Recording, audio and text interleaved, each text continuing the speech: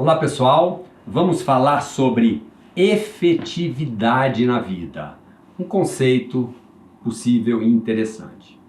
Eu sou Gilberto Godoy, psicólogo e professor de psicologia. Quero agradecer por você estar aqui no canal e pedir para você considerar e se inscrever e dar o like se você gostar. Você já parou para pensar o que você quer da vida? Aonde você quer chegar? E se você deveria querer aquilo que você quer? Independente de ter ou não essas respostas, o que não é fácil, obviamente, para ninguém, porque a gente geralmente não tem nenhuma forma de treinamento para pensar sobre isso, culturalmente falando. Resta a gente saber, então, o que fazer para conseguir o que a gente quer e vai querendo, né? É sobre isso que eu vou falar um pouco nesse vídeo, sobre a ideia de efetividade, ou seja, como fazer, como se comportar para conseguir resultados desejados. Você já ouviu aquela frase: os cães ladram e a carruagem passa? Confira nesse vídeo.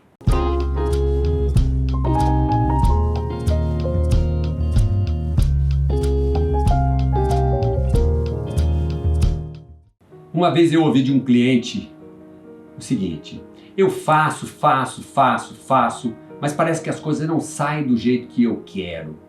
Por que será que isso acontecia com ele, né? Eu não vou aqui, obviamente, fazer uma análise de caso clínico, mas tecer algumas ideias, né, de possíveis variáveis aí que podem atrapalhar ou impedir a gente de conseguir o que a gente quer. A gente sabe, de maneira segura, que nós somos influenciados pelos resultados do que a gente faz. Talvez essa tenha sido a descoberta mais significativa do século passado, a de que o comportamento é selecionado pelas suas consequências. Eu gosto muito de um provérbio português. Alguns dizem, inclusive, que esse provérbio é árabe, né? Tem origem árabe, que diz assim: os cães ladram e a carruagem passa. Eu lembro do meu pai falar muito isso. Esse provérbio, ele tornou-se muito conhecido aí na voz de um escritor, colunista social chamado Ibrahim Suede, que morreu em 95. É um carioca, né, que ao terminar as suas crônicas ou textos narrados, ele sempre citava esse brocado aí e terminando com um bordão que dizia assim: e ademã que eu vou em frente. No caso aí, ladrar representa um comportamento inefetivo de alguém, né, como os cães, que fazem barulho, mas não tem consequência na contingência vivida. Como aquela cena daqueles filmes antigos, né, em que a carruagem está passando, os cães estão latindo, mas no final da cena a carruagem vai e os cães ficam ali. Tem até aquela cena de que alguns cães latem, né, para uma moto, e quando a moto para, ou o carro, ou o cão não sabe o que fazer. Enfim, enquanto o outro, né, a ideia que eu estou desenvolvendo, a carruagem segue lá o seu caminho, e isso pode representar várias possibilidades, como por exemplo, a inveja que alguém tem do outro, e com isso fala mal de alguém, mas não tem nenhum efeito prático sobre a vida do outro, e o outro acaba seguindo sua vida e fazendo o que quer, enfim. Eu vejo essa analogia como uma forma de nos mostrar que às vezes não adianta fazer o que quer que seja, se não for feito de uma forma efetiva, ter um resultado esperado.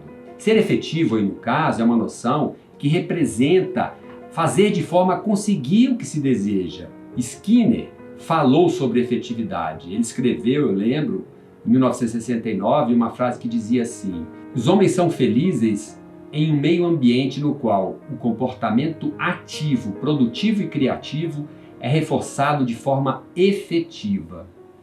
Antes de tudo, é preciso saber se você precisa realmente do que você imagina precisar. E se o resultado da conquista do que você faz vai ser gratificante. Mas esse é um questionamento aí que eu vou deixar para um outro vídeo. Às vezes, as pessoas refletem pouco sobre aquilo que elas querem ou que deveriam querer. Ou seja, qual o sentido daquilo que elas querem.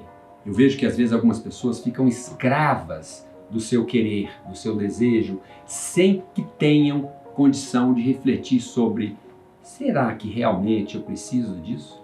Depois, é necessário a gente avaliar se a forma do comportamento é a mais eficiente para a gente conseguir o resultado desejado ou esperado.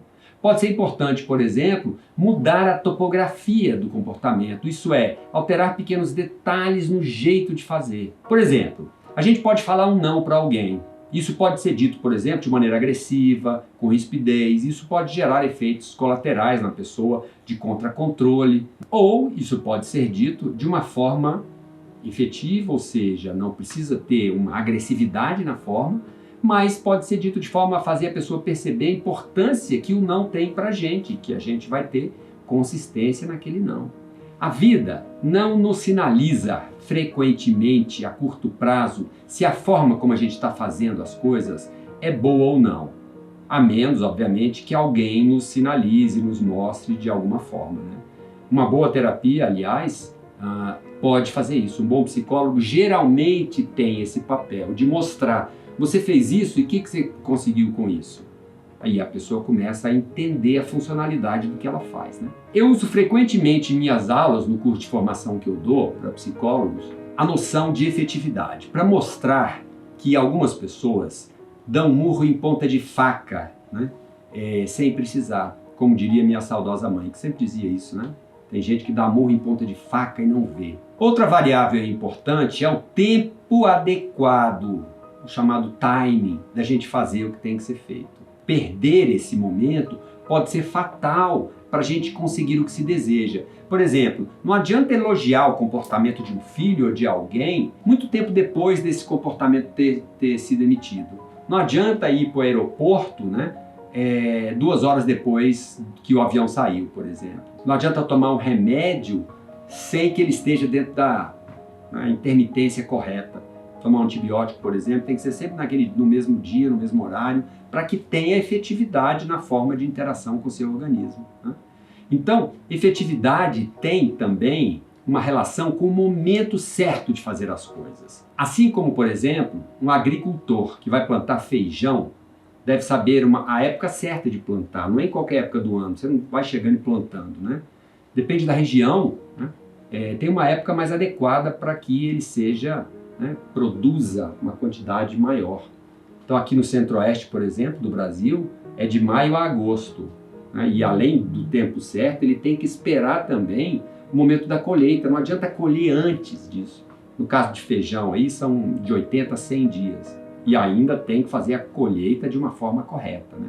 A vida humana, então, também tem suas regras e regularidades para cada uma das nossas atitudes, das nossas conquistas, que deve levar em consideração o contexto, né, o cenário, a adequação de cada passo no caminho, em função, às vezes, da idade, das potencialidades e limitações da pessoa. Para encerrar, eu quero deixar um texto aí da Lia Luft que diz mais ou menos assim: a vida não está aí para ser suportada ou vivida, mas elaborada, eventualmente reprogramada, conscientemente executada.